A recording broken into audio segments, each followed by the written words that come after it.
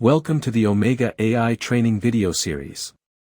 In this video, I will show you how to use the text-to-speech section in Omega AI.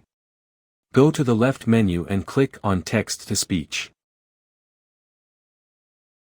Now you are on Text-to-Speech section.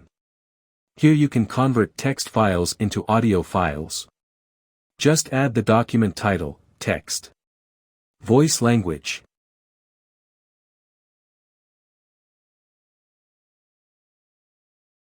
voice type,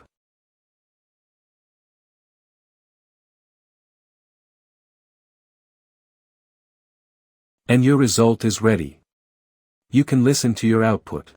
Earth is the third planet from the Sun and the only astronomical object known to harbor life. You can also download the result. Thanks for watching the video.